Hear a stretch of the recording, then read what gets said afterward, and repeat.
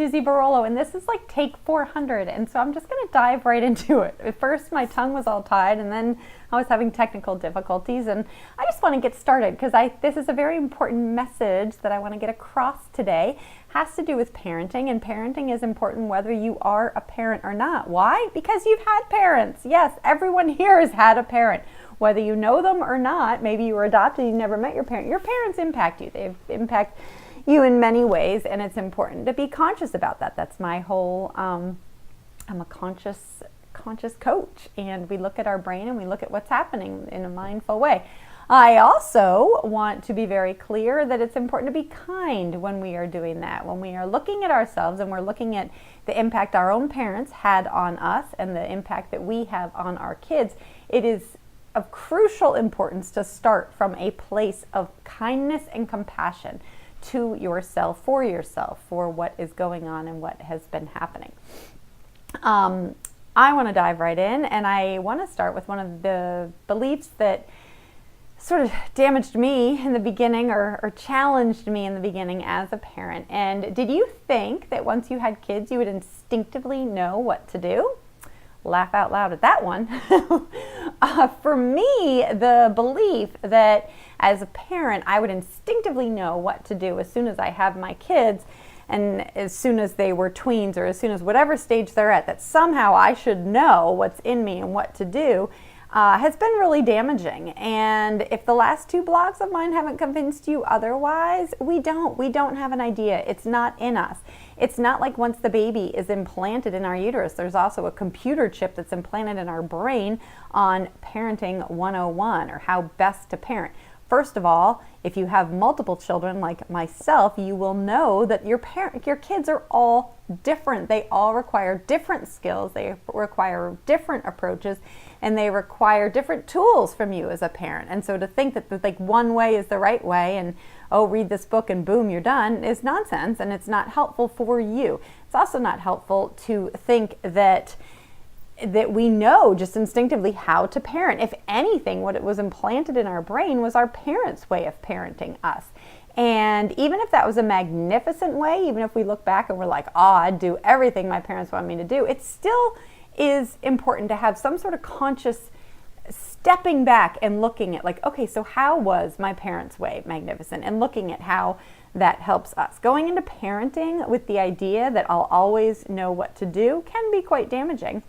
Why? Well, first of all, the idea that we should know how to do something creates shame. Shame turns us inward and laden with judgment and criticism.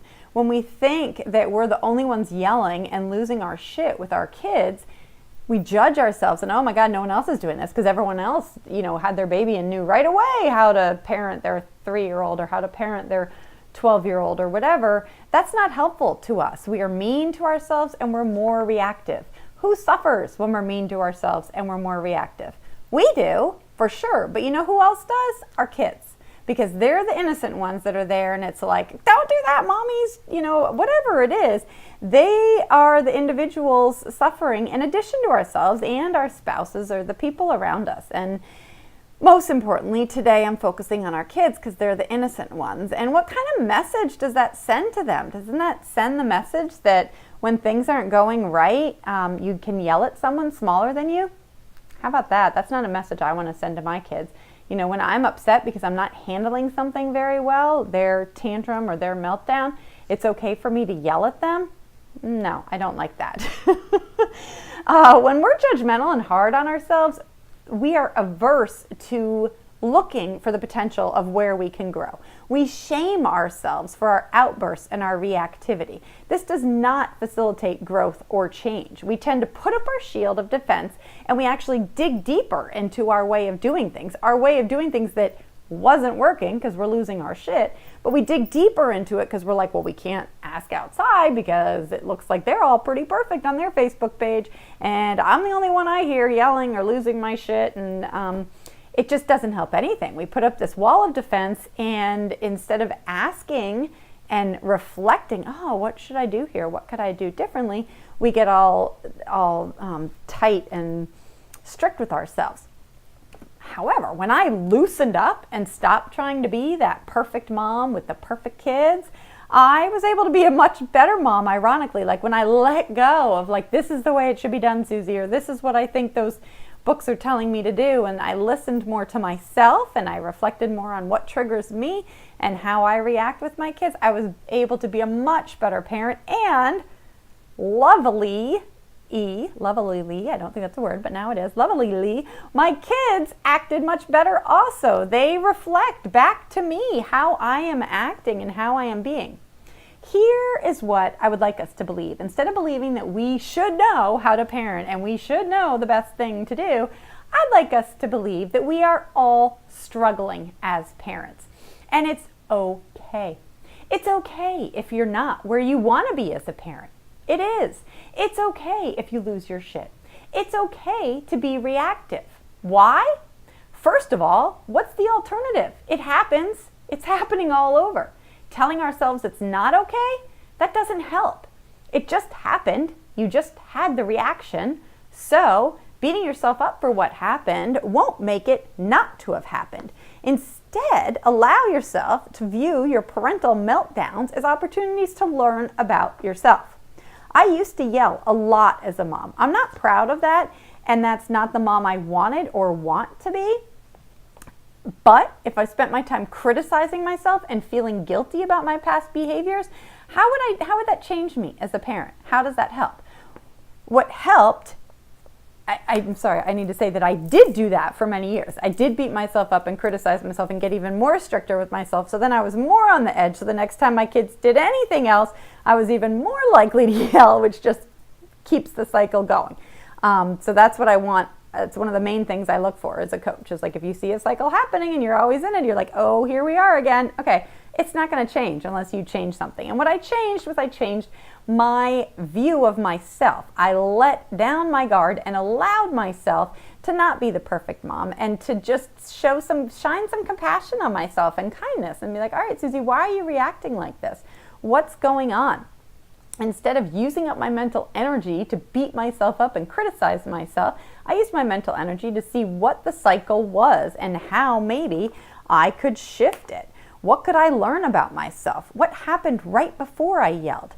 When was I more likely to yell? What were my triggers? Taking care of myself and my own self-regulation, which means like my own ability to manage my emotions, will do much more to teach my children and influence their behavior than any lecture. I need to back up a bit and say I cannot begin to coach you on the best way to parent your child on this webpage or in this talk, on this YouTube or whatever. That is something that I do every day one-on-one with my clients, and you can do with your coach or reach out to me. I'd love to start working with you. But it's not something that I can even begin to do right here with you. What I can do is give you some questions to ask yourself that will help you dig into yourself so that you can best parent your children and you can be that best parent that you want to be. The great place to start. And any of these questions you can, well, I suggest that you do write down, and they're on my blog so you can print them up. But then they are something that you could bring to your coach, whoever you're working with, or with me, and it's just a great starting block. So here are some questions. What do I think a good mom does or doesn't do? That's a great one. That was really illuminating for me to see, like, what do I think a good mom does? Or if you're a dad, what do you think a good dad is? What does that mean to you? Is that, does a good mom never have the TV on? Does a good mom never? It's important for you to start learning those things that you're telling yourself. A good mom always has fresh chocolate chip cookies at home, and so then the day when they don't come home and they're chocolate chip cookies, you're criticizing yourself. This is all good information to have. There's no right or wrong. It's just to dig into you and see what you're telling yourself. What is a good mom? What do I do well as a parent? What's going well with me and my relationship with my kids? What do I do well? What am I doing that I want to change as a parent? What am I consistently doing and what am I consistently seeing? I just talked to a woman who said, every afternoon around 2 or something, she, has a lull in energy, and that's right around the time when she needs to pick up her kids. And she said 9 times out of 10, actually I think she said 10 times out of 10, they'll be driving home, kids are in the back seat, and the kids end up acting as kids will, and by the time they get home, she's ended up yelling at them, and one or more of her kids is in tears. So this has happened almost every ride home from school. It is March. So in the United States, that means that you have been in school for 7 months? So that's a long time to learn the lesson and see that cycle. Doesn't matter. Now that she's seen it, once you know better, you do better. So now that she's seen it, she's like, oh, she thought of, she could put on some music, or I know she thought of putting on a podcast for the kids that the kids like. And she got into the answer to the first question of what does a good mom do? And she thought in her mind that a good mom doesn't put the radio on and just tune her kids out when she's driving home. And then she actually was able to step back from her life and be like, okay, would I rather put a podcast on and have my kids listen to it and be all excited because it was some wilderness podcast? Or does a good mom in my mind yell at her kids every day? So that was a nice go-between there. Okay, so back to the questions. What do I want to change? When am I critical of my children? That's a good one. Why? So follow up to that. When am I critical and why? When am I critical of myself? What do I criticize myself for in any area of your life? Why?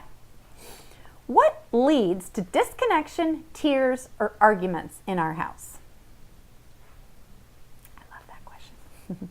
How do I want to be as a mom? How do I want to feel? How do I want to show up? I often ask myself that actually before I enter the house each time after my day at work, if the kids are going to be home. How do I want to show up as a mom? Okay, I've had a great day or a crazy day or a not so great day at work. How do that's done. How do I stop right here in this minute? How do I want to be for the next 3 hours with my kids? And then the oh so important one, what sort of relationship do I want with my kids? Okay, so my hope is that you look at those questions, you write them down, and you actually reflect. Just take one of them is great. Start where you are. It's important to keep the mind of a compassionate observer when you're answering the questions. You'll get nowhere if you beat yourself up and judge yourself. If you are writing out the answers, what is a good mom, and all the time in your head you're like, that's not you. Tell that voice to be quiet. Just talk back to your brain. You're in charge. No, right now I'm trying to be better, okay? I know I have some things to change, and that's why I'm doing this. You have to allow yourself the freedom and the space to grow and change. We will always be changing. You are not perfect. You will make massive strides when you remind yourself of that you are human. You're allowed to mess up. You are doing the best you can, all right? When we are so hard on ourselves, it does not help us grow. When we can be more accepting of ourselves, we can make change, and that helps us learn how to help our family. Look at your past behaviors and look at what's going on currently as an opportunity to learn. Change and growth and healing happens through connection and human relationships. So find parents with whom you can share your less than stellar parenting moments. Often we're just looking at Facebook and we're like, oh yeah, no. Let's just allow yourself to be yourself. There will be plenty of times that we don't mother the way we want, but we can forgive ourselves anyhow and move forward. That's part of life and learning. When we model to our kids that we make mistakes, we allow them to make mistakes. When we model how to clean up our messes, so when we don't mother in a way that we want and we acknowledge it and we apologize and we clean up our mess, we allow them and we show them how we're human and they're allowed to mess up, they're allowed to make mistakes, they're allowed to clean up their messes. Let's allow our kids to be raised in a forgiving, understanding, imperfect home. We don't have to get it right all the time. We don't even have to get it right most of the time, but we do have to keep trying. Parenting is an opportunity to grow. When we look internally and learn about ourselves, our kids always benefit. Let's go, Warriors. I actually have a footnote to this podcast episode because I found it really hard to write it for several reasons.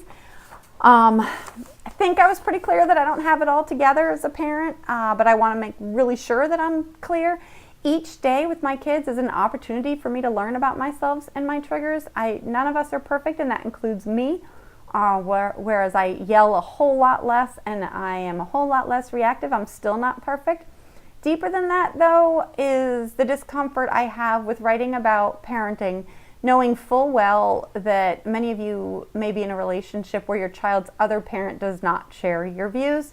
This was my reality for many years. I'm getting a little tight-chested just thinking about it. It was my reality for many years, and I want to make sure that I don't paint a picture of ease of any of this because I know firsthand how difficult and challenging it is to parent with another parent who is on the opposite spectrum of yours. I know how soul-wrenching it can be to firmly believe in one way of interacting with your kids and having to witness them being treated in a completely opposite manner. And our kids are close and dear to our hearts, often closer and dearer than anything else. It's a different, this can happen in with everyone, sort of, if you have a bad teacher at school and maybe they discipline or act in a certain way and you sort of get that "Row, mama bear." But it's a different game if your child's other parent is like that, as you will still have that "Row, mother bear," but have much less control over it. If you feel this way, if you feel sort of helpless and you just are at odds with the other parent and you've tried to reach out and you've tried to do parenting classes or therapy or whatever, please reach out to a coach. Please. Yes, I am a firm believer that one person can change a relationship, but that is a healthy relationship with mentally stable other individuals. And sometimes when other people dig in their heels, there is no getting around it, and you need a coach and you need some individual one-on-one hand-holding.